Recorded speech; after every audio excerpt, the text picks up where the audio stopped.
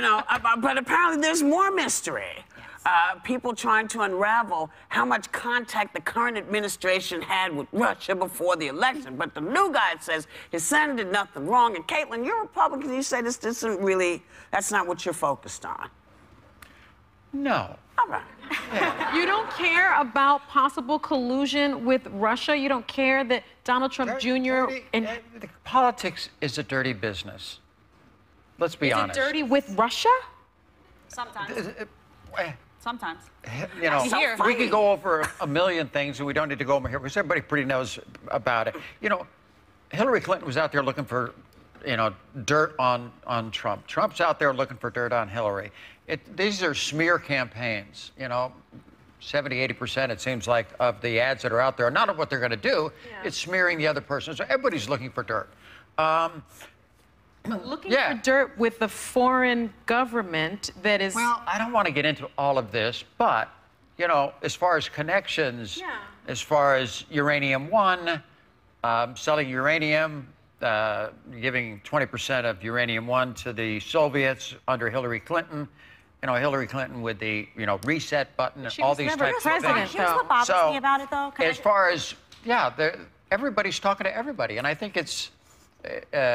recently, Trump was over there, and I think it's good that we have communication with the Russians. Here's what bothers me about it, though, because in politics... People agree. You can clap. Yeah. All right.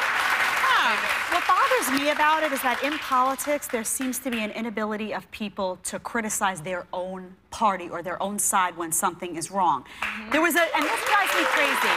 There was an article in the Weekly Standard. Weekly Standard is a conservative publication. It's called Meanwhile on Earth 2, and they posed a hypothetical, and they said, two Republicans, two conservatives, if Clinton were president and you saw an email from the campaign where Chelsea had been informed that the Russian government had damaging information about Trump, and she jumped at the chance to get it and said she'd really love to use it later in the summer and rushed to have a meeting with the Russians, would you think it was all just an overblown media story that didn't matter? And the answer is no.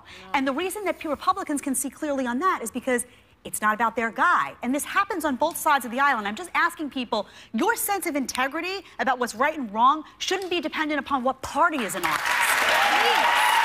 But Caitlin is saying something different. But let me raise one second thing. Okay, taking it off of collusion, when I watch, and I've had people come back and say, the media's doing all of this, we're distracting, and we could really get real work done. The part that's always bothered me is the potential business ties. It's not the collusion that's bothering me. It's the idea that we put a businessman in that has a lot of, it was publicized, business with Russia since 2008, and I don't necessarily want him then to be a little less hard on them or doing favors for them, because they have been an aggressive adversary at times. Like, I don't trust them, and I don't want my president doing work with them, and he won't release these tax returns that maybe could tell me he has more money there, and if they were just, didn't quit, they let it drip out. So I would believe them, and I'd love to move on to healthcare if they'd stop lying.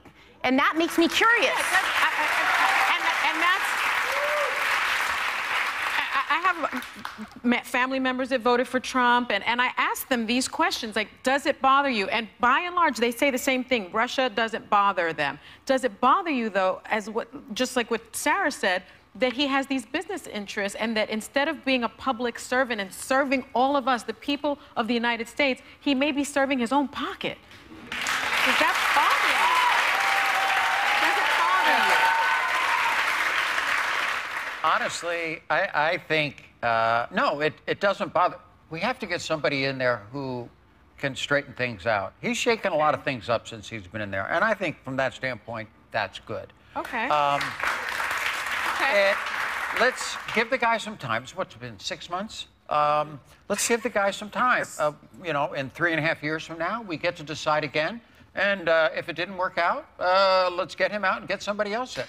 So, if not, if by that time he's lowered taxes, he's helped the economy, he's created jobs, he's done all these things that are good for the country, then we'll, you can re-elect him. And we'll discover that I'm, in fact, a natural blonde. Right.